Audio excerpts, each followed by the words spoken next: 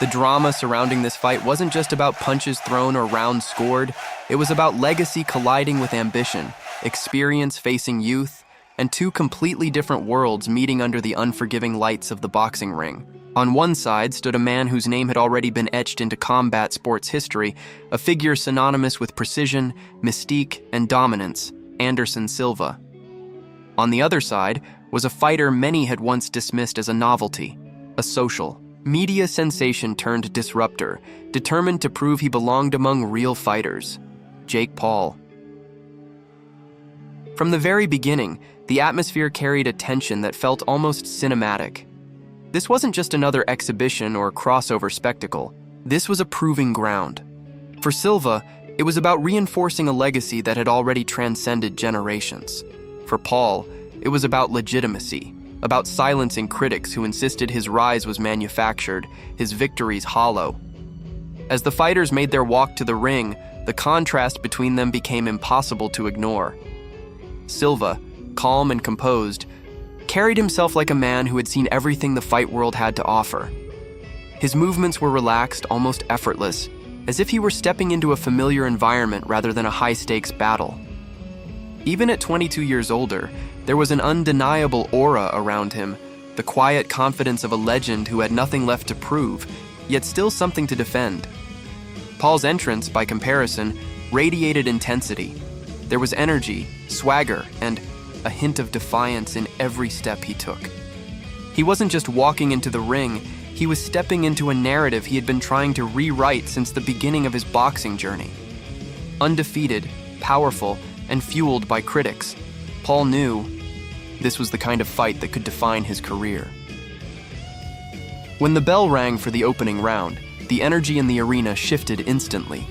The noise of the crowd melted into anticipation as both fighters began to circle, studying each other, searching for openings. It didn't take long to see the difference in styles. Silva moved with a fluidity that only comes from decades of experience, his footwork subtle yet effective, his timing almost surgical. Paul, on the other hand, carried the aggression of a younger fighter, probing with jabs, looking to set up his signature power shots. The early exchanges were cautious, but telling. A missed left hook from Paul hinted at his eagerness, while Silva's defensive awareness made it clear he wasn't going to be an easy target. Every movement from Silva seemed deliberate, every feint carrying a purpose. He wasn't rushing, he was reading, calculating. As the first round progressed, Paul began to find moments to assert himself.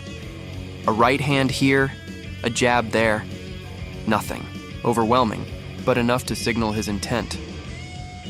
Silva responded with flashes of brilliance, subtle counters that reminded everyone watching why he had once ruled an entire division. Even in those early moments, it was clear this was not going to be a one-sided affair. By the second round, the tempo began to rise. Paul's confidence grew as he started to let his hands go more freely, attempting combinations and looking to land something significant. Silva, however, remained elusive. At one point, he even teased a movement that resembled a kick, a reflex from his MMA background, before smoothly transitioning back into his boxing stance. It was a small moment, but one that captured the essence of who he was. Unpredictable, instinctive, dangerous. The exchanges became sharper, more frequent. Paul landed a clean shot that drew a reaction, but Silva answered back almost immediately, threading punches through openings with surprising speed.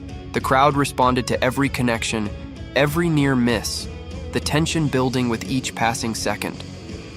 As the fight moved into the middle rounds, something fascinating began to unfold. Silva wasn't just surviving, he was adapting. His combinations grew more confident, his punches more frequent. There were moments where he looked less like a former MMA champion trying his hand at boxing, and more like a seasoned boxer dictating the pace. Sneaky uppercuts, quick counters, subtle head movement. He was putting together sequences that forced Paul to think, to adjust. Paul, to his credit, didn't back down. He continued pressing forward, mixing body shots with attempts at the head, always searching for that one punch that could change everything. But the longer the fight went, the more it became clear that Silva's experience was playing a significant role. He knew when to engage, when to pull back, when to frustrate. By the later rounds, the fight had transformed into a true battle of will. Both fighters showed signs of wear, the accumulation of punches beginning to show. Yet neither man was willing to concede. Silva, despite his age, maintained a pace that impressed even the most skeptical observers. Paul, driven by determination, continued to push, refusing to let the moment slip away. There were exchanges that felt almost poetic in their intensity. Paul landing a strong right hand, Silva responding with a crisp counter. Moments where the crowd erupted, unsure of who held the advantage, only certain that they were witnessing something special. In one of the closing sequences, Paul managed to land a combination that seemed to tilt the momentum in his favor. A left, hand followed by a right, snapping Silva's head back just enough to make an impression. But Silva, ever resilient, absorbed the moment and fired back, refusing to be overwhelmed. As the final bell rang, both fighters stood having given everything. There was no immediate sense of certainty, no obvious conclusion. It was the kind of fight that left everything in the hands of the judges, a contest defined not by a single moment, but by a series of exchanges, decisions, and subtle advantages. When the decision was announced, it confirmed what many had anticipated but few had taken for granted. Jake Paul remained undefeated. It was a victory that carried weight, not just because of the result, but because of the opponent standing across from him. Defeating Anderson Silva wasn't just another win. It was a statement, yet in many ways the fight transcended the result itself. Silva had proven that even against a younger, powerful opponent, he could still compete at a high level. His performance silenced doubts, reminded the world of his greatness, and added another chapter to an already legendary career. For Paul, the victory marked a turning point. It wasn't just about maintaining an undefeated record, it was about earning respect. About showing that his journey in boxing wasn't a gimmick, but a legitimate pursuit built on dedication, risk, and the willingness to face real challenges. In the end, this fight became more than just a matchup between two names. It became a story, one of contrast, of evolution, of two fighters meeting at a crossroads in their careers, one defending a legacy, the other building one.